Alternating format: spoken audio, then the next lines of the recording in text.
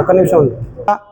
ఆ సంఘాన్ని వ్యవస్థాపకులైనటువంటి మన్నెపాకల మాధవ్ గారికి మా యొక్క ధన్యవాదాలు, శుభాకాంక్షలు తెలియజేస్తూ, అలాగే ప్రజల కోసం ప్రజా ఉద్యమాలు, తర్వాత అవినీతిపైన, దోపిడీ వర్గాలపైన, వీటన్నిటిపైన ఈ ప్రజా సంఘాలు అనంతపురం జిల్లాలో ఉమ్మడి ఉద్యమంగా తీసుకొని ఎంతో ముందుకు వెళ్ళాలని చెప్పేసి ఆల్ ప్రజా సంఘాలకి ఈ సందర్భంగా నేను తెలియజేస్తున్నాను.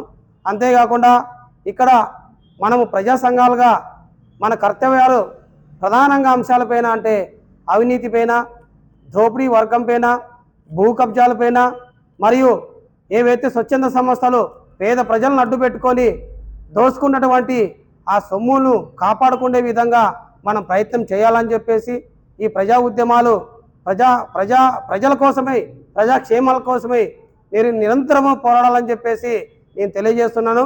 అంతేకాకుండా ఈ ఆల్ ఇండియా ప్రజాసేన హక్కుల పోరాట సమితి ఆధ్వర్యంలో చేస్తున్నటువంటి ప్రతి కార్యక్రమానికి మేము ఇక్కడ బహుజన రాజ్యాధికార జేఏసీ కూడా ఎల్లివేళలా సపోర్ట్ ఉంటుంది.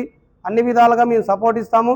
ఇక్కడ ప్రజా సంఘాలకి మరీ నేను ముఖ్యంగా తెలియజేస్తున్నాను, మనకి భారత రాజ్యాంగం ఉంది. భారత రాజ్యాంగం హక్కులు ప్రసాదించింది.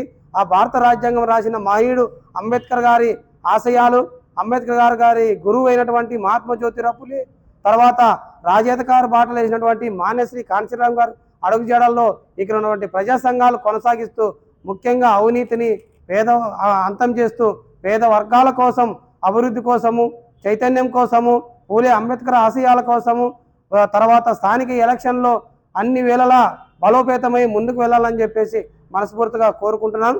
జై భీమ్, జై హింద్. మరీ ముఖ్యంగా ఆల్ ఇండియా ప్రజాసేన హక్కుల పోరాట సమితి సంఘానికి 9వ ఆవిర్భావ వార్షికోత్సవ శుభాకాంక్షలు తెలియజేస్తున్నాను. జై భీమ్.